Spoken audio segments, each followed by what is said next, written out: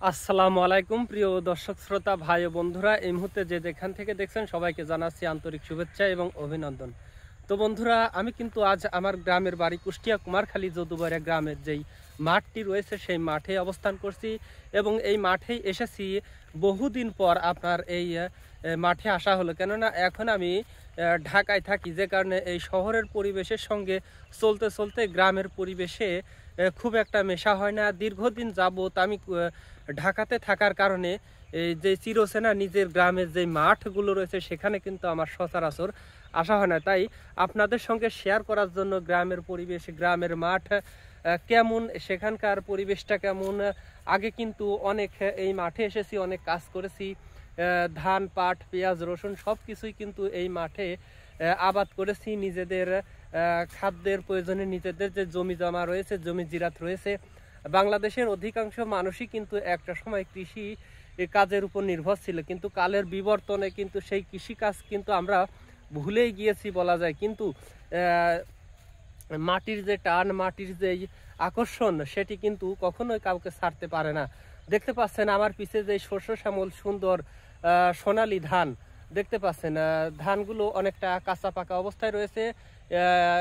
আর মাত্র 2-4 দিনের মধ্যেই হয়তো এই ধানগুলো কেটে দেবে। আর পিছে যে ক্ষেতগুলো দেখতে পাচ্ছেন ধানের ক্ষেত, তারা কিন্তু অনেকেই ধান কেটে দিয়েছে, কেউ বা ধান কাটা কমপ্লিট, আবার নতুন কোনো ফসল রোপণ করার জন্য কেউ কেউ জমি চাষ দিয়েছে এবং সেখানে তারা চাষ করার প্রস্তুতি নিচ্ছে কি ধরনের ফসল রোপণ করা যায়। এখন কিন্তু যেহেতু শীতকাল চলছে, এখন অনেকে ভুট্টা, গম, পেঁয়াজ ইত্যাদি এগুলো রোপণ করার জন্য প্রস্তুতি নিচ্ছে, সিদ্ধান্ত নিয়েছে।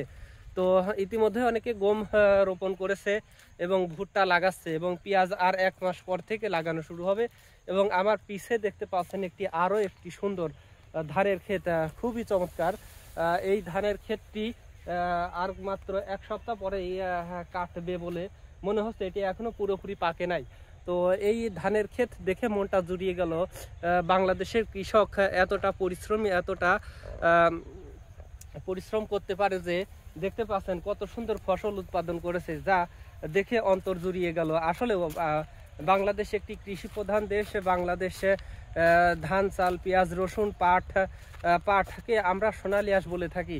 ইতিমধ্যেই জানতে পেরেছেন বাংলাদেশ থেকে কিন্তু পলিথিন নিষিদ্ধ করা হয়েছে এবং সেখানে পলিথিনের বিপরীতে কিন্তু সোনালী আঁশ ব্যবহার করার জন্য সোনালী আঁশের যে ব্যাগগুলো উৎপাদন করা হয়, এইগুলো ব্যবহার করার জন্য উদ্বুদ্ধ করা হচ্ছে। তো আমরা আশা করছি কৃষক যে আগে নিপীড়ন, নির্যাতন হয়েছে, ফসল উৎপাদন করে তাদের নির্দিষ্ট তাদের চাহিদা মতো দাম পায়নি।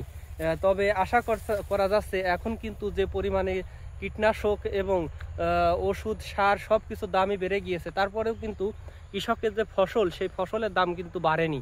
তো এখন আশা করা যাচ্ছে আস্তে ধীরে সব কিছু দামই কিন্তু বেড়ে যাবে। তো আপনারা জানেন এখন কিন্তু আপনার পেঁয়াজের দাম কিন্তু আপনার 150 টাকা কেজি। কিন্তু কৃষক যে সময় পেঁয়াজ উৎপাদন করে মাঠ থেকে উঠায় তারা বাড়িতে নিয়ে যায়, তখন কিন্তু এই পেঁয়াজের দাম মাত্র মূল্যে তাদেরকে বিক্রি করে দিতে হয়। যেমনটি এখন আলু 70 থেকে 80 টাকায় আমরা কিনে খাচ্ছি, কিন্তু কৃষক কিন্তু সেই আলু কিন্তু 70 কিংবা 80 টাকায় বিক্রয় করতে পারেনি। তো এই মুনাফাগুলো শুধুমাত্র কিছু ব্যবসায়ী সিন্ডিকেট মুনাফাগুলো অর্জন করে থাকে। তাই আমরা মনে করি এই মুনাফা কৃষকের হাত পর্যন্ত পৌঁছানো উচিত। তো আমার সঙ্গে যারা একমত আছেন সবাই একটু ভিডিওর কমেন্টস বক্সে জানিয়ে যাবেন এই বিষয়ে আপনাদের মতামত কি। তো আজকের এই খোলা আকাশের নিচে দিগন্ত জোড়া ফসলের মাঠ আপনাদের কাছে কেমন লাগলো সবাই একটু কমেন্টস করে জানাবেন। সবাই সুস্থ থাকবেন, ভালো থাকবেন। দেখা হবে নতুন কোনো ভিডিওতে ইনশাআল্লাহ। সবাই ভালো থাকবেন।